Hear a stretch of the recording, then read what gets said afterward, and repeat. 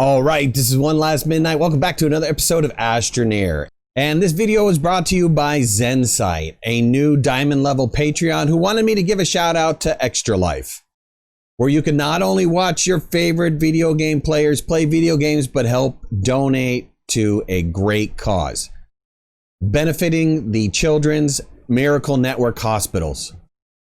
So make sure you check out the Extra Life website. And today we're going to look at an automation build, the automated research chamber. Now, you might be thinking, hey, it's easy to get research. I can just run around and pick up research bytes. Why should I even bother automating this process? Well, you don't have to. But you know, I've been playing Astroneer for a really long time, and because automation came out, I'm trying to think of different ways to build base systems. And the automated research chamber is a nice little addition to get yourself some steady bytes. I hope you guys enjoy. In order to make the automated research station, you're going to need several items. Luckily, a lot of these first items are already unlocked when you first start the game.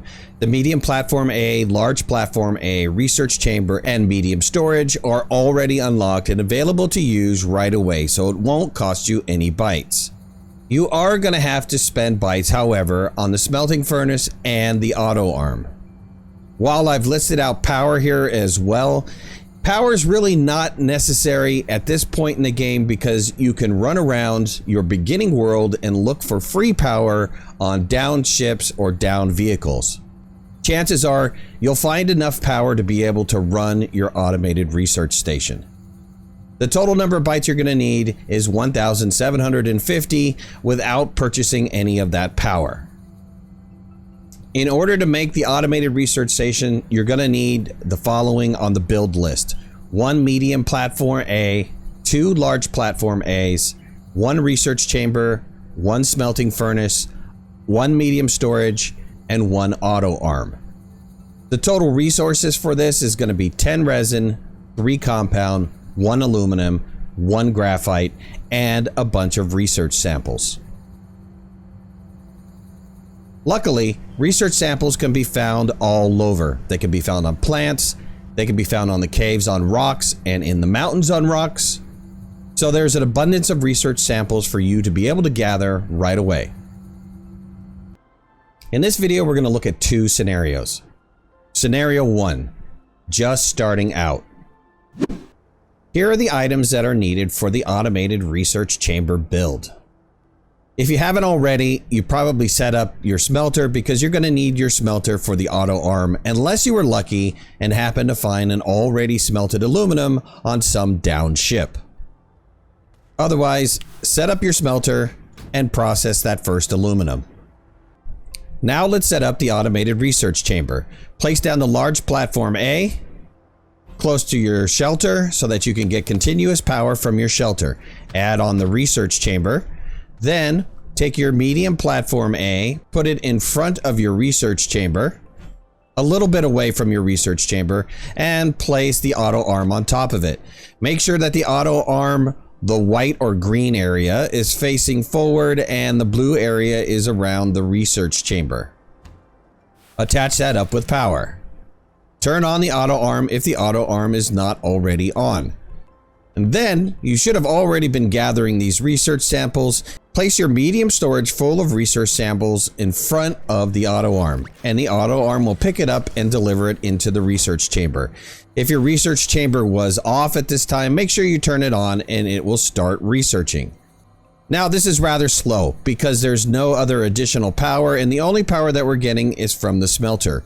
What's interesting though is the smelter puts out 1 unit per second and is being completely consumed by the research chamber.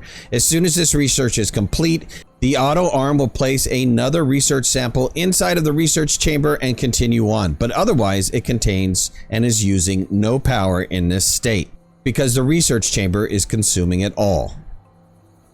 If you're lucky and you happen to be running around and you found a bunch of varying different powers, make sure you hook that up to your base because that'll give you additional power to be able to make this process go much faster. And that is the auto research chamber in a nutshell. Remember, it'll only work if you have research samples laying around ready to be used, so make sure that you're constantly piling up research samples in order to run the research chamber. As you get more power to your base, you can connect up multiple research chambers and feed it with one auto arm. Just make sure that the blue circle is somewhat covering both research chambers, and it'll pick up from the green area and deposit it into both research chambers, which will make researching even faster. Scenario 2, after your first shuttle. Now, there's no better place to go than Glacio, especially since you're going to need titanium and hematite to be able to make some of the more advanced base buildings. But while you're here, you can also set up automated research chambers. Everybody knows, look, in the cave system inside of Glacio, these research samples are the best bytes. If you scan it, you'll get about 300 to 400 bytes. But if you put it in the research chamber, you're looking at about 1500 bytes per each one.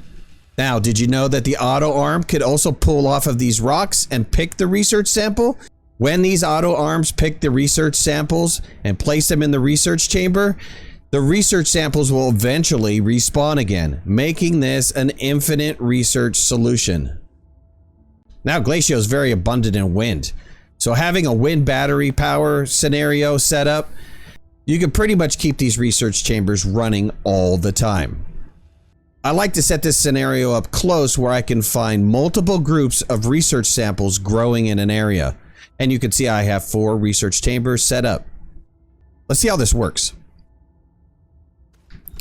Let's turn on the auto arm. It will pick the research sample and place it into the research chamber. And let's go ahead and get the research chamber started. You can see I'm making 1,000 bytes per each one of these.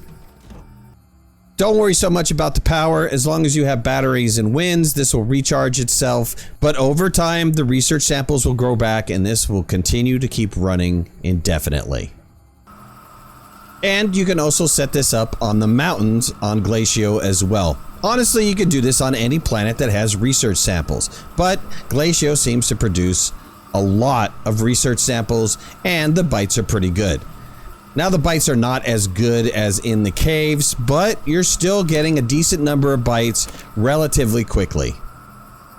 And they'll never run out. Alright, so that was it for the automated research chamber. I hope you guys enjoyed the video. If you did, hit that like button. If you're not a subscriber, please subscribe. We got a great community of people here.